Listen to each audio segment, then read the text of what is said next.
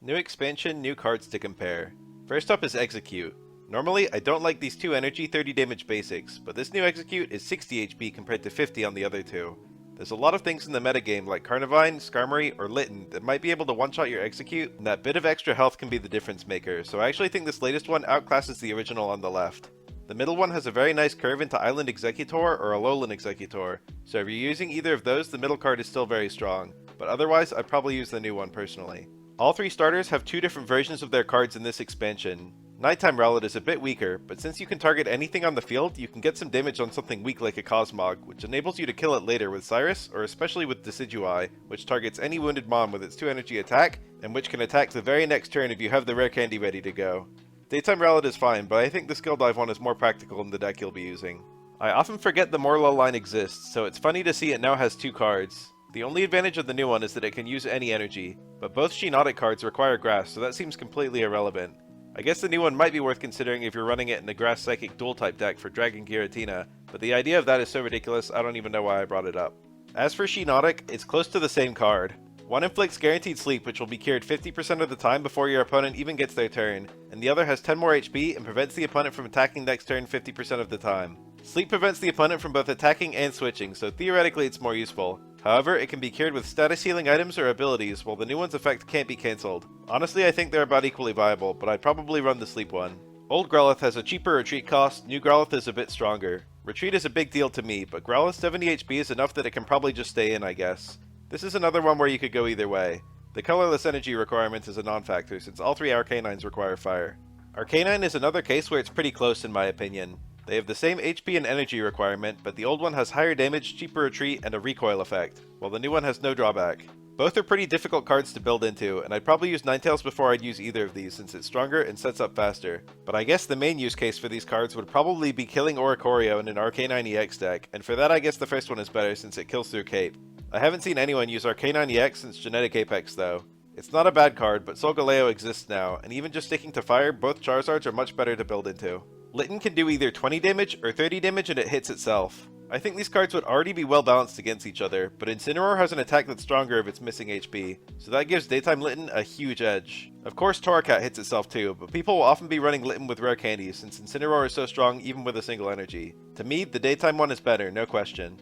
New Salandit lost 10 HP compared to the other ones, and its only advantage is that it requires colorless energy, which seems quite useless given that Salazzles only work with fire. Not to mention the Venoshock Salandit is already colorless. I'd probably run the middle Salandit on any deck, since Apex Salazzle is outclassed now, and both of the other ones inflict poison. Speaking of Salazzle, the new one basically combines the best parts of the previous two and then some. You've got the same weaknesses in Retreat plus the higher HP stat of the first one, but your damage output is actually higher thanks to your dual status. For a single attack, you're guaranteed 60 damage before they can even flip for the burn, 70 if they stay in and flip heads, and 90 if they stay in and flip tails. I think this card is actually extremely good and completely outclasses the first one, unless you're facing Arceus or Reggie specifically, and the only thing better about the middle one is the faster activation. Genuinely, I think this new Salazzle is quite a great card.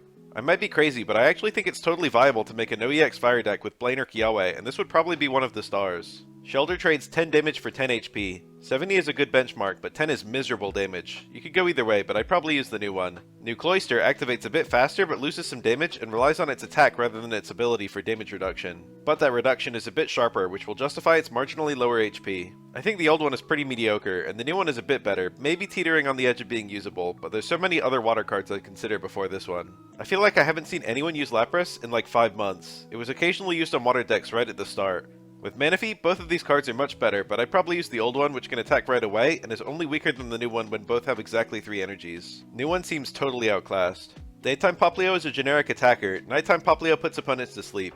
Obviously sleep is much more helpful if you're facing something like a Manaphy or Moltres, plus it's pretty useful against everything, so personally I'd use the sleep one. 20 damage usually isn't the difference maker, especially since Primarina is more of a benchmon, but sleep can give you crucial turns for energies or draws. The new Pyukumuku outclasses the old one so much it's not funny, and I actually used the old one on a serious deck.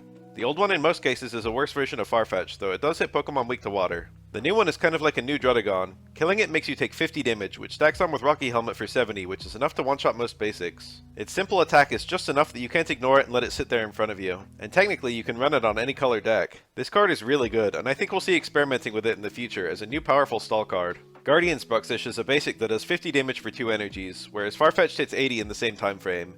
Your HP is a bit better, but the lack of evolutionary prospects means this card just isn't very impressive. More importantly, the old Bruxus had an extremely powerful and interesting attack that let it hit a whopping 70 damage for the same cost, pairing excellently with Greninja or the various Blizzard Pokemon. The new one is an unimpressive card that removes the novelty in the main use case. The old Bruxus has some degree of viability, I think, especially with Rare Candy helping Greninja so much, and the new one seems mediocre. You only need Colorless energy for the new Pikachu, which is important since Alolan Raichu can be used on a deck of any color. However, if you're using it on a lightning deck, I'd prefer to use the other three, and all three of those are about equally viable in my mind, just depending on your deck construction. Unlike old Helioptile, new Helioptile is colorless. That matches Heliolisk, which is fully colorless with both of its cards. Lightning is an extremely good type, but I don't think either Heliolisk card is good enough to warrant using it in lightning decks, let alone off-type decks. If I was using either of these, I'd use the first one. As for the Heliolisks, the new one sets up faster but has lower damage potential after the first turn.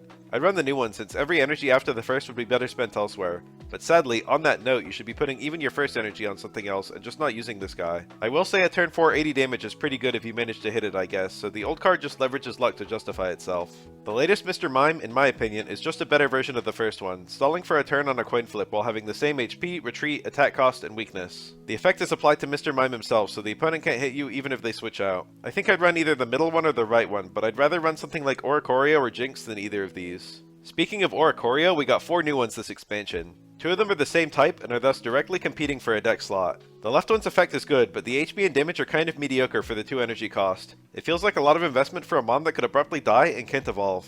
I really like the right one though. It does 20 damage normally, but 80 damage if something on your field was just knocked out, very similar to Marshadow. Notably, the attack only costs 1 energy, which means not only can you set it up in a single turn, unlike Marshadow which needs an energy attached to it in advance, but Oricorio doesn't even need to be on the field when your Pokemon was knocked out. You can lose a mon, choose a new one, play Oricorio, attach an energy to it, retreat to it, and attack, essentially pulling an 80 damage attack out of nowhere, which has huge surprise value. Of course, even just having it out on the field is quite powerful. The fact that it's a basic means it's pretty low investment for your deck slots too. I can see Psychic decks just running a random 1 or 2 of these if they have the space. I feel like it's also worth mentioning that you could potentially slot Electric Oricorio into any deck just for its ability to stall the most common cards in the meta, so it's also competing for a spot in Psychic decks, though I haven't seen anyone try that yet. We finally have an attacking Cubone. The energy cost and damage are a bit unfortunate. You'd rather be swinging for 20 on 1 energy or 40 for 2. Either way, I think I prefer this to the Growl one, but the Growl one should be able to evolve a bit more reliably. Notably, Kiawe attaches 2 energies, so getting 2 energies on Cubone before evolving it has no synergy with that.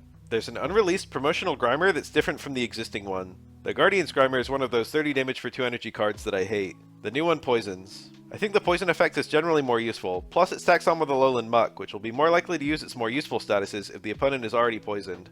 I'd probably always use the promo one. The investment new Tauros needs to attack is quite annoying compared to the original one, and it loses the EX killing gimmick of the center one, but none of these cards look good to my eyes in the current meta, even with Alima. I'd much rather use Kangaskhan, or Snorlax and Berry, or else any of the various colorless evolving birds. Speaking of birds, our other unreleased promo is a new Toucanon. The Guardian's Toucanon hits a titanic 70 damage on turn 3 if you draw it and a rare candy in time, a feat only matched by Beedrill. Its HP is also quite good, so it should get multiple attacks off before it dies. It's honestly probably a decent card, but I can't imagine what kind of allies would be ideal for it. Something that can also use rare candy, where you could pour energies into it, I guess. Probably Blastoise EX, I suppose, especially since running both of them on water also lets you run Irida. Honestly sounds like a pretty fun deck. I'll probably make it right after I put this video up. Anyway, the new one costs an extra energy but has a coin flip for a burn effect, which increases its damage even further. And it's probably also playable. But the fact that the first one can get an extra attack off in the same time frame with a lower energy commitment, combined with the fact that it can kill an evolving Pokemon before it ever gets the chance to evolve, means it's probably a slightly better card.